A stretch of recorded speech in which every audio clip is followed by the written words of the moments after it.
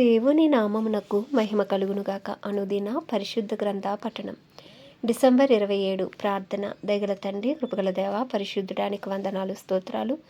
గడిచిన దినములన్నీ నీ కృపలో జ్ఞాపకం చేసుకుని మరొక నూతన దినము మా జీవితాల్లో మీరు ప్రవేశపెట్టినందుకు మీకు వందనాలు ప్రభువా. ఈ దినం వాక్యం చదువుతుండగా నీ ఆత్మతో నింపి నడిపించండి. వినిన వాక్యం మా హృదయాల ఫలింపచేసి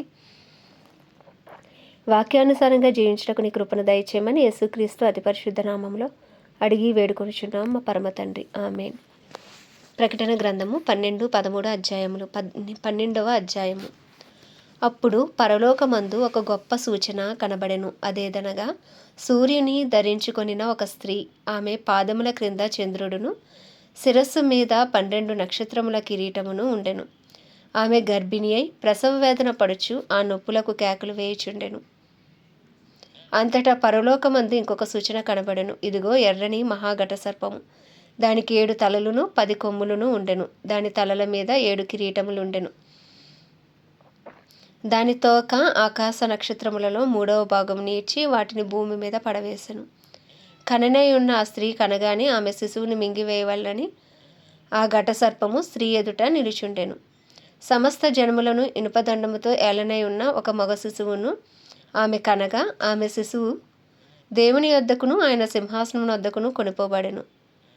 ఆ స్త్రీ అరణ్యమునకు పారిపోయాను. ఆ చెట వారు 1260 దినములు ఆమెను పోషింపవలనని దేవుడు ఆమెకు ఒక స్థలము సిద్ధపరిచి ఉంచెను.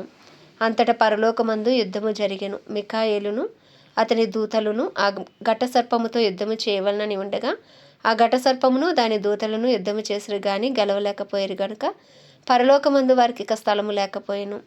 కాగా సర్వలోకమును మోసపుచ్చుచు అపవాదనియు సాతాననియు పేరుగల ఆది సర్పమైన ఆ మహాఘట సర్పము పడద్రోయబడెను. అది భూమి మీద పడద్రోయబడెను. దాని దూతలు దానితో కూడా పడద్రోయబడిరి. మరి ఒక గొప్ప స్వరము పరలోకమందు ఈలాగు చెప్పుట వింటిని, రాత్రింపగళ్ళు మన దేవుని ఎదుట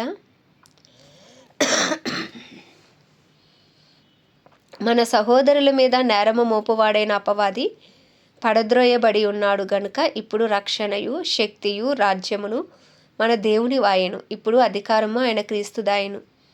వారు గొర్రెపిల్ల రక్తమును బట్టి తామిచ్చిన సాక్ష్యమును బట్టి వారిని జయించి ఉన్నారు గాని మరణము వరకు తమ ప్రాణములను ప్రేమించిన వారు కారు. అందుచేత పరలోకమా, పరలోక నివాసులారా ఉత్సహించుడి. భూమి సముద్రమా మీకు శ్రమ. అపవాది అనగా సాతాను తనకు సమయము కొంచెమే అని తెలుసుకొని బహుక్రోధము గలవాడే మీ వద్దకు దిగివచ్చి ఉన్నాడని చెప్పాను. ఆ ఘట సర్పము తాను భూమి మీద పడద్రోయబడి ఉండట చూచి ఆ మొగ శిశువును కనిన స్త్రీని హింసించెను. అందువలన ఆమె అరణ్యములో ఉన్న తన చోటికి ఎగురునట్లు గొప్ప పక్షిరాజు రెక్కలు 2 ఆమెకి ఇయ్యబడెను. అచట సర్ప ముఖమును చూడకుండా ఆమె ఒక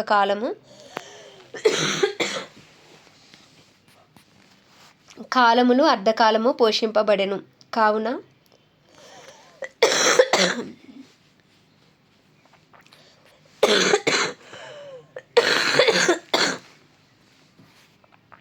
ఆ స్త్రీ ప్రవాహమునకు కొట్టుకుని పోవలనని ఆ సర్పము తన నోటి నుండి నీళ్లు నదీ ప్రవాహముగా ఆమె వెనుక వెళ్ళగ్రక్కెను గాని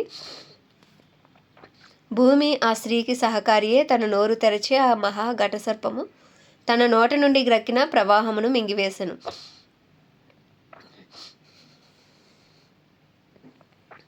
అందుచేత ఆ ఘట సర్పము ఆగ్రహము తెచ్చుకుని దేవుని ఆజ్ఞలు గైకొనుచు యేసును గూర్చి సాక్ష్యమిచ్చుచు ఉన్నవారైన ఆమె సంతానములో శేషించిన వారితో యుద్ధము చేయుటకే బయలువెడలి సముద్ర తీరమున నిలిచెను.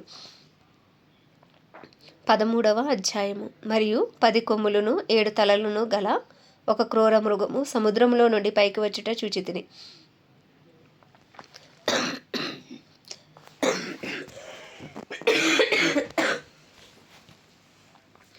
దాని కొమ్ముల మీద 10 కిరీటములను, దాని తలల మీద దేవదూషణకరమైన పేర్లును ఉండెను. నేను చూచిన ఆ మృగము చిరుతపులిని పోలి ఉండెను. దాని పాదములు ఎలుగుబంటి పాదముల వంటివి, దాని నోరు సింహపు నోరు వంటిది. దానికి ఆ ఘట సర్పము తన బలమును, తన సింహాసనమును, గొప్ప అధికారమును ఇచ్చెను. దాని తలలలో ఒక దానికి చావు దెబ్బ తగిలినట్టుండెను. అయితే ఆ చావు దెబ్బ మానిపోయిన కనుక భూజనులందరూ మృగము వెంట వెళ్ళుచు ఆశ్చర్యపడుచుండిరి.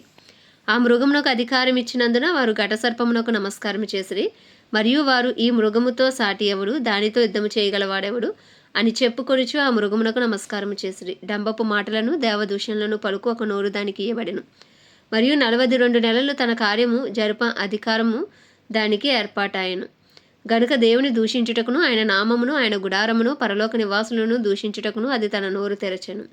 మరియు పరిశుద్ధులతో యుద్ధము చేయను, వారిని జయింపను దానికి అధికారం ఇవ్వబడెను. ప్రతి వంశం మీదను, ప్రతి ప్రజ మీదను, ఆయా భాషలు మాట్లాడు వారి మీదను, ప్రతి జన్మ మీదను అధికారం దానికి ఇవ్వబడెను. భూనివాసులందరూ అనగా జగదుత్పత్తి మొదలుకొని వధింపబడి ఉన్న గొర్రెపిల్ల యొక్క జీవగ్రంథమందు ఎవరి పేరు వ్రాయబడలేదో వారు ఆ మృగమునకు నమస్కారము చేయుదురు.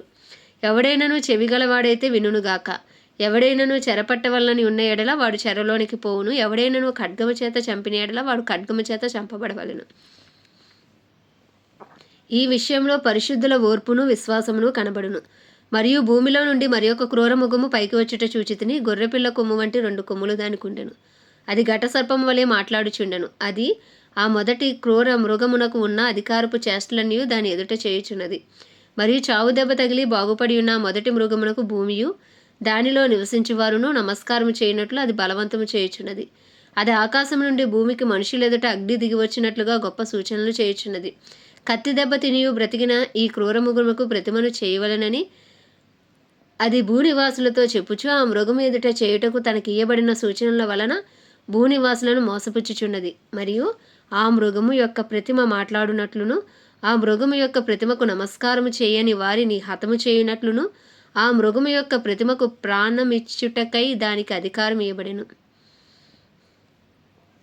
కాగా కొద్దివారు గాని, గొప్పవారు గాని, ధనికులు గాని, దరిద్రులు గాని, స్వతంత్రులు గాని, దాసులు గాని అందరూ తమ కుడి చేతి మీదనైనను తమ నొసటి అందైనను ముద్ర వేయించుకున్నట్లు, ఆ ముద్ర అనగా ఆ మృగము పేరైనను దాని పేరిటి సంఖ్య అయినను గలవాడు తప్ప క్రయ విక్రయములు చేయుటకు మరి ఎవనికిని అధికారము లేకుండునట్లు అది వారిని బలవంతము చేయుచున్నది. బుద్ధి గలవాడు మృగము యొక్క సంఖ్యను లెక్కింపనేమో. అది ఒక మనుష్యుని సంఖ్యయే. ఆ సంఖ్య 666. ఇందులో జ్ఞానము కలదు. ఆమేన్. దేవుడి పరిశుద్ధ వాక్యము మన వినికిడిలో దీవించునుగాక. ప్రార్థన. దయగల తండ్రి, కృపగల దేవ, పరిశుద్ధానికి వందనాలు, స్తోత్రాలు. జీవాధిపతి, జీవం గల దేవ, రాజుల రాజా, ప్రభువుల ప్రభువానికి వందనాలు, స్తోత్రాలు, స్తుతులు చెల్లించుకుంటున్నాం. అయా తండ్రి, ఉదయకాలం నుంచి ఇప్పటి వరకు నీ కృపల జ్ఞాపకం చేసుకుని ప్రభు, సాయంకాల సమయంలో అయ్యా నీ వాక్యం చదవటకు మీరు ఇచ్చిన కృపను బట్టి మీకు వందనాలు, స్తోత్రాలు. అయా ప్రకటన గ్రంథం ద్వారా మమ్మల్ని బలపరచండి, మా మనోనేత్రాలు తెరవండి, మా హృదయాలు తెరవండి. వినిన వాక్యం మా హృదయాలు ఫలింపచేయండి. అయ్యా ఇదిగో నైనా చివరి దినాల్లో ఉన్నాము ప్రభా. సిద్ధపాటు కలిగిన జీవితాలు మాకు దయచేయండి. మా అపరాధములు, మా పాపములు, మా దోషములు, మా అతిక్రమములను దయతో క్షమించండి. నీ పరిశుద్ధ రక్తంతో మమ్మల్ని, మా కుటుంబస్తులను నాయన కడిగి పవిత్రపరిచి పరిశుద్ధపరచండి. నీ సన్నిధి కాంతి మా మీద ప్రకాశింపచేయండి. మా ఇరుగు పొరుగు, మా బంధువులు, మా స్నేహితులు అందరినీ మీరు జ్ఞాపకం చేసుకోండి. అందరికీ గొప్ప రక్షణ దయచేయమని వేడుకొంచున్నాం. మా పట్టణాన్ని దర్శించండి. మా పట్టణంలో గొప్ప ఉజ్జీవాన్ని రగిలించండి అయ్యా తండ్రి. అలాగే దైవజనులు అందరి కొరకు ప్రార్థిస్తున్నాం. ధైర్యంతో వాక్యమును బోధించే అనుకూల సమయములను వారికి అనుగ్రహించండి. వారిని, వారి కుటుంబాలను నీ రక్త ప్రోక్షణ కింద నుంచి వారి అవసరతలన్నీ మహిమేశ్వరంలో తీర్చండి అయ్యా. ప్రత్యేకించి భయంకరమైన సువార్తకు వ్యతిరేకంగా ఉన్న ప్రాంతాల్లో సువార్త పరిచర్య చేస్తున్న దైవజనులకు దేవదూతల పరిచర్య అనుగ్రహించమని ప్రార్థిస్తున్నాం. క్రైస్తవులందరి కొరకు ప్రార్థిస్తున్నాం తండ్రి. డినామినేషన్స్ భేదములు తొలగించండి. అందరూ ఏకతాటి పైకి వచ్చే కృపను మీరు దయచేయండి. పరిశుద్ధాత్మను వరమును బలముగా నాయన క్రైస్తవ్యం మీద కుమ్మరించమని వేడుకొంచున్నాం. ప్రపంచ దేశములన్నిటి కొరకు వాటిని పరిపాలిస్తున్న రాజులు, వారి కింద పనిచేస్తున్న అధికారుల కొరకు ప్రార్థిస్తున్నాం ప్రభా. నీతి న్యాయంతో పరిపాలించడం కావాల్సిన బుద్ధి, జ్ఞాన, వివేకములను మీరు అనుగ్రహించండి అయ్యా. ప్రత్యేకించి మా భారతదేశాన్ని మీ హస్తాలకు అప్పచెప్పుకుంటున్నాం. 140 కోట్ల భారతదేశ ప్రజలకు నాయన గొప్ప రక్షణ కలుగునుగాక. పరలోకంలో నీ చిత్తము జరుగుచున్నట్లు మా భారతదేశం అంతటా నీ చిత్తమే జరుగునుగాక. నీ రాజ్యం వచ్చునుగాక అయ్యా తండ్రి. మా దేశ ప్రధాని గారిని, ప్రెసిడెంట్, వైస్ ప్రెసిడెంట్, సీఎం, గవర్నర్లని, ఎమ్మెల్యేలు, ఎంపీలను మీ హస్తాలకు అప్పచెప్పుకుంటున్నాం. అందరికీ గొప్ప రక్షణ దయచేయండి. నీ చిత్తం మా దేశంలో నెరవేర్చమని వేడుకొంచు. మా దేశాన్ని ఈ సమయంలో మీ హస్తాలకు అప్పచెప్పుకుంటూ ఈ చిన్ని ప్రార్థన మనవి నీ పాద సన్నిధికి చేర్చుకోమని యేసుక్రీస్తు అతి పరిశుద్ధ నామంలో అడిగి వేడుకొంచున్నాం మా పరమ తండ్రి. ఆమేన్. పరలోకమందున మా తండ్రి, నీ నామం పరిశుద్ధపరచబడును గాక. నీ రాజ్యం వచ్చును గాక. నీ చిత్తం పరలోకమందు నెరవేర్చబడుచున్నట్లు భూమి అందును నెరవేర్చబడును గాక. మా అనుదిన ఆహారం నేడు మాకు దయచేయము. మా ఎడల అపరాధం చేసిన వాడిని మేము క్షమించిన ప్రకారం మా అపరాధము క్షమించము. మమ్మల్ని శోధనలోకి తేక దుష్టుడి బారి నుండి తప్పించు. ఎందుకంటే రాజ్యము, బలము, శక్తి, మహిమయు నీవై ఉన్నది. ఆమేన్. ప్రభు యేసు రక్తమే జయం, ప్రభు యేసు వాక్యమే విజయం, ప్రభు యేసు నామములో సంపూర్ణ విజయం కలుగును గాక. ఆమేన్, ఆమేన్, ఆమేన్.